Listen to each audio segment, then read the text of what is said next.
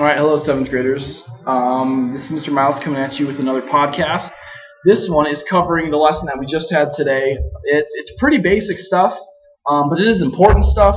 You shouldn't be too tripped up by it. This is something you probably should review because it just has a few little memorizing things, but it really kind of just builds on what we've been learning out before. It's stuff that you probably should have heard growing up in other classes, but we're going to start off with this. I'll give you a quick podcast, and you guys should be set.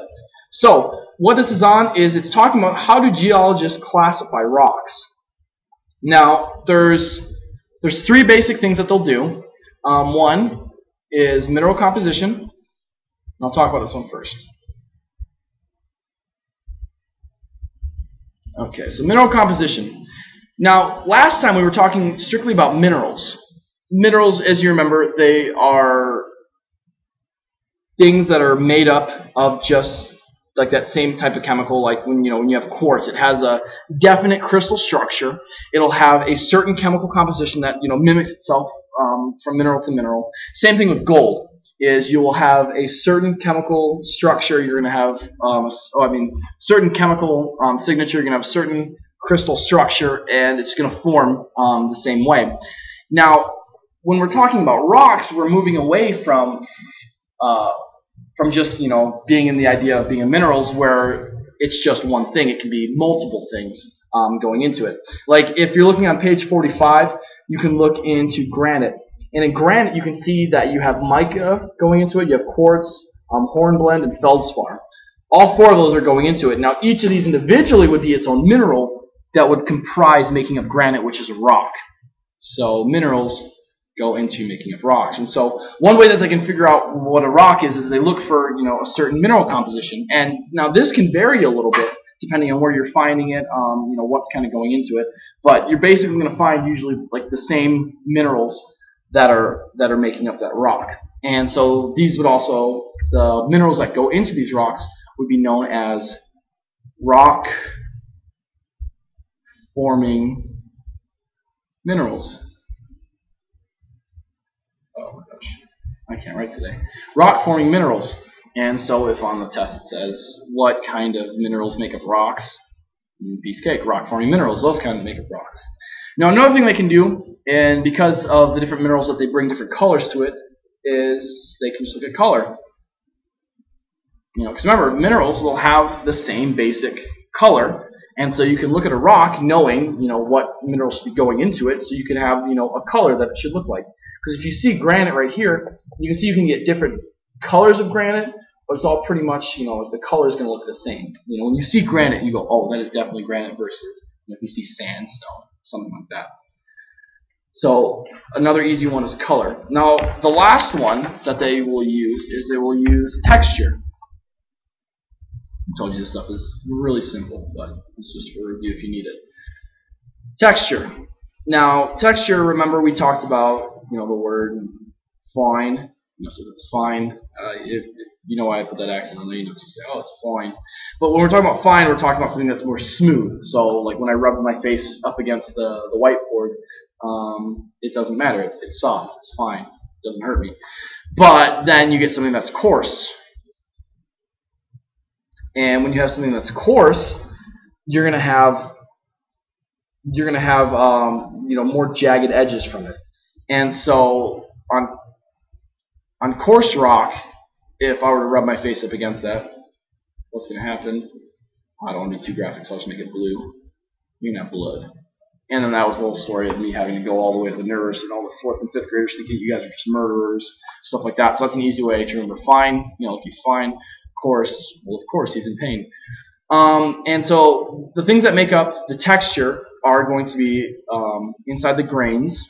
And remember, grains all put together, that's what makes up the actual rock. So you can have grain size. Well, if you have bigger grain sizes, it's usually going to be more coarse versus smaller grain sizes. You're going to have shape. So remember how those crystals form. If they form as a very jagged crystal, it's going to be very painful, very coarse. Or if it's more of a smooth and smaller crystal, it's going to be fine. And then the last one is grain pattern. And remember, you can get the different types of grain pattern where it's non-banded, it's just kind of like whatever, versus if you get things that reminds us of the sedimentary rock where it's like in layers. Now the last thing, if this thing lets me do it, there we go, is, and this is what a lot of you were familiar with, some students didn't really know, but when we're talking about the origin of rocks, there's the three main types of rocks. You can have either the igneous, you can have the sedimentary, or you can have the metamorphic.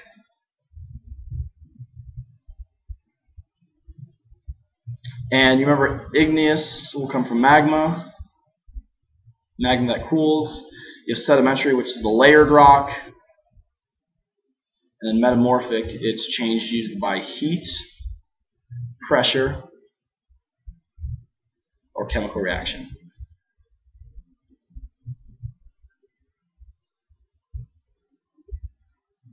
And if you remember heat and pressure, the further down into the earth you're going to go, you're going to get more heat and pressure. And some kids said, well, so in the core you're going to have the most metamorphic rock. Well, if you remember, the core was actually solid metal.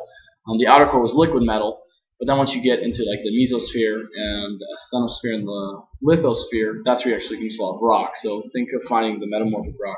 And it's funny, I just pointed at the computer screen with my finger, but you guys can't see that. Look at the metamorphic rock in this layer, in the mantle. Igneous, magma, you know where to find magma, it's near volcanoes. Sedimentary. The thing to keep in mind with sedimentary is that the earth is constantly changing. Las Vegas wasn't always a desert. Actually, at one point in time, it was a jungle.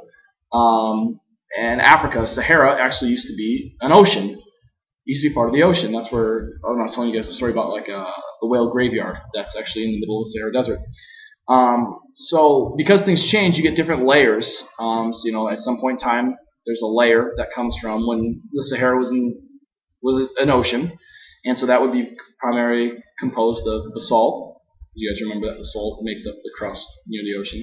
And then you might get where it's just going to be continental ground, so you're going to get granite, and then maybe there was a jungle there, so then you're going to get something like coal, and then so on and so forth. And each time that something changes there, it gets a new layer, a new type of rock that kind of inhabited during that time period.